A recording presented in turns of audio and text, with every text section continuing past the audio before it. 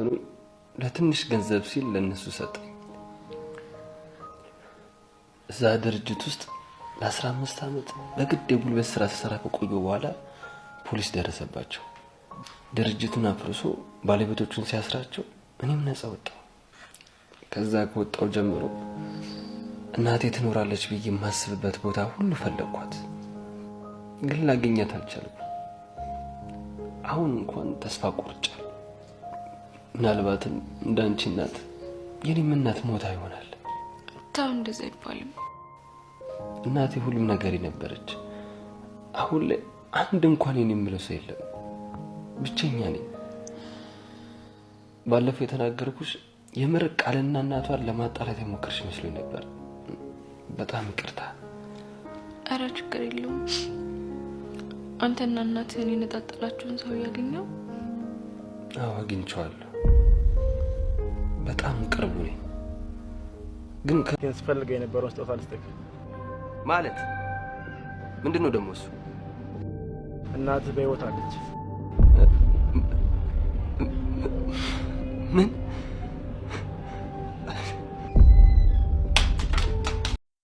ሰላም ጤና ይስጥልኝ ወደ ቻናሌ ቤተሰቦች እንዴት ናችሁልኝ? እንኳን ወደ ሰብለይቱ በሰላም መጣችሁ። ብሌን በድጋሚ እንግዲህ እናትሽን አግኝቻታለሁ ያለቻት ወላጅ አሳዳጊዋ ማለት ነው። ወላጅ እናትሽን አግኝቼልሻለሁ።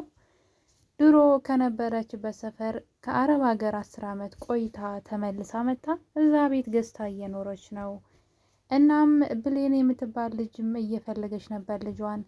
ስለዚህ እንኳን ደስ አለሽ ልጄ እናትሽ ተገኝታለች ስትላት ብሌን ማመን በስላቃታት እንግዲህ ወደ እናቷ እየሮጠች ሂዳ ነበረ። በዚህ ቅጽበት ደግሞ ቃል እዛ ቤት ልጅ ነኝ ብላ የመጣችው ማለት ነው። ወዲያው እንግዲህ የብሌን አጎት ጋር ትደውልና ነገሩ ሁሉ ተደርሶብናል፣ ስለዚህ ከዚህ ቤት ማምለጥ አለብኝ ትላለች ቃል ማለት ነው። ነገር ግን አጎትየው ቆይ ጠብቂኝ፣ እኔ ስልክ እስክደውልልሽ ድረስ እዛ ቤት እንዳትውጪ፣ እኔ ነገሮችን አስተካክላለሁ በማለት ታሪኩ ጋር በመደወል የብሌን አሳዳጊ አሁኑኑ ይደግደላት ይለዋል። እናም እሷ ምን አደረገች ቢለውም ምክንያቱም ደግሞ እሷ የብሌን እናት ፈልጋ አግኝታታለች። ያ ማለት ደግሞ ሰላም ያቀድነው ሁሉ ባዶ ይቀራል፣ ሰላም ልጇን ልታገኛት ነው፣ ፍጠንና ሴትዋን ግደላት ይለዋል። እንግዲህ እንደታዘዘው እሱም ወደ ብሌን አሳዳጊ ቤት በመሄድ እናትየዋን ያፍንና ሊገላት እያለ እንግዲህ ራሷን ስታለች ኦልሬዲ። ነገር ግን ቀና ሲል የሆነ ፎቶ ግድግዳ ላይ ያያል። እናም አንድ ነገር ያስታውሳል። ብሌን የቤት ሰራተኛ ሆና የተቀጠረችበት እናቷ ቤት ግቢ ውስጥ ዳግም የሚባል ልጅ፣ ይሄ የምታዩት ማለት ነው፣ እሱ ልጅ እዛ ግቢ ተከራይቶ የሚኖረው ሰው ልጅ ማለት ነው የብሌን አሳዳጊ ልጅ ነው። ነገር ግን የብሌን አሳዳጊ ልጇ የጠፋው በልጅነቱ ነው። ኳስ እየተጫወተ ያለ በምን አጋጣሚ እንደው አላውቅም። እንግዲህ ብቻ ሰዎች አፋፍሰው ይወስዱታል። ከዛ ቤተሰቦቹ ይጠፉበትና እናቱ ጠፍታበት ያደገው ማሳደጊያ ውስጥ ነው። እንግዲህ በጣም ሲሰቃይ ኖሮ ነው እዛ ያደገው።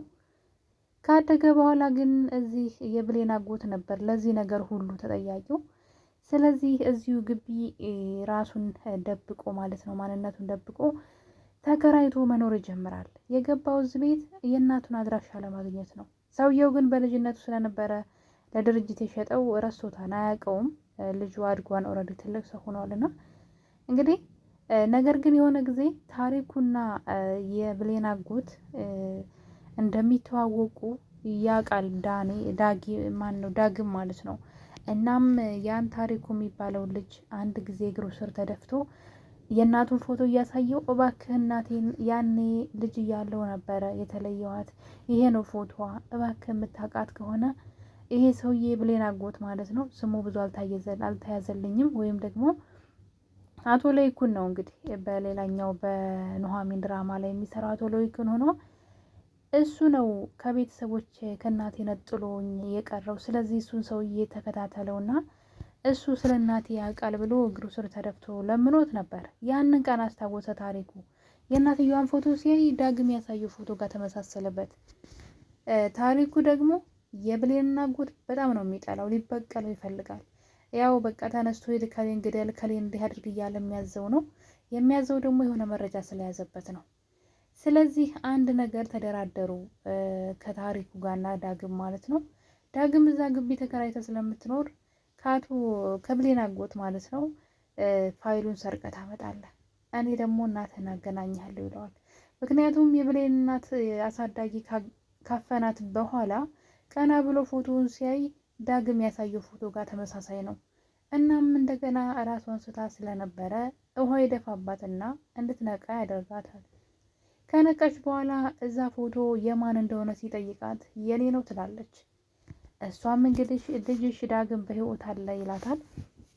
ነገር ግን እምለውን ነገር ካደረገ የምፈልገውን ነገር ካመጣልኝ ብቻ ነው ከልጅሽ ጋር እማገናኝሽ በማለት እንግዲህ ልጅሽ በህይወት አለ፣ ነገር ግን አሁን ብሌን ወደ አንቺ እየመጣች ነው፣ እናትሽን ላገናኝሽ ስላልሻት ወደ አንቺ እየመጣች ነው። ስለዚህ እናትሽ አረብ ሀገር እንደሄደች የዛሬ 10 ዓመት ሞታለች ብለሽ ትነግሪያታለሽ።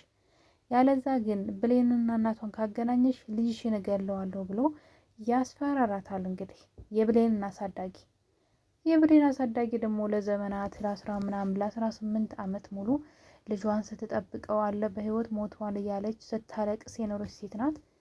እናም ልጇ በህይወት እንዳለና የብሌንን ከእናቷ ጋር የምታገናኛት ከሆነ ልጇ እንደሚገለው ካላገናኘችና ለብሌን ከዋሸቻት ግን ልጇን እንደማይገለው ይነግራትና የብሌንን እንግዲህ አሳዳጊ ሳይገላት ይተዋታል። በጣም ደስ ብሎናል።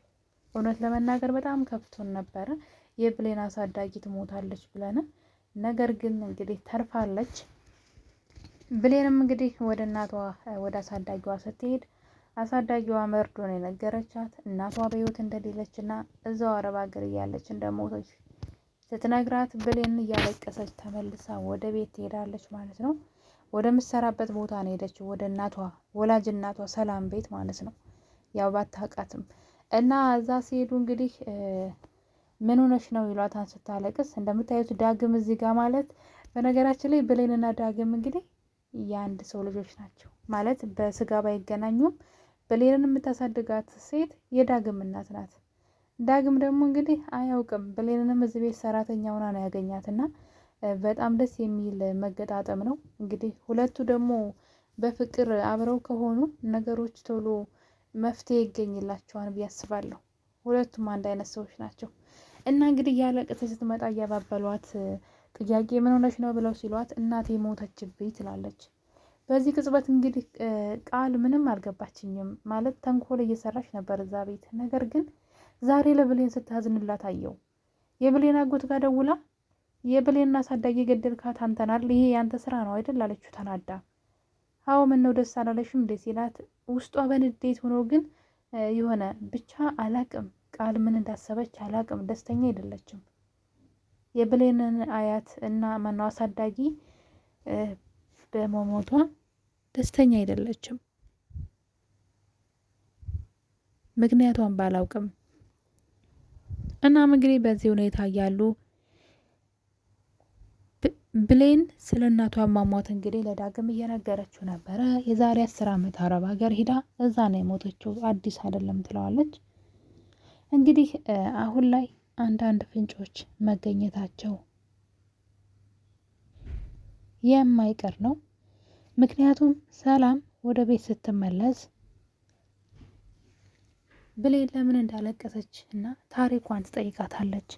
ያኔ ሰላም የምትባል እናት እንደነበረቻት በልጅነቷ ትታት ወደ ውጭ እንደሄደች ከዛም ግን በዛው እንደሞተች ታሪኩን ከነገረቻት በቀላሉ ልታቅ ትችላለች ሰላም ልጇ እንደሆነች። ምክንያቱም ብሌንም ሰላም ራሷ ብሌንን ካየቻት በኋላ ልጇ እየመሰለቻት ስለመጣች ማለት ነው። እንግዲህ ምናልባት እውነቱ ልደርስበት ትችላለች ብዬ አስባለሁ። ይህን ነገር ሰላም ከሰማች ለብሌን በጣም አሪፍ አጋጣሚ ነው። ለምን እንደዚህ እንደሆነች ግን ካልነገረቻት ነው ችግሩ።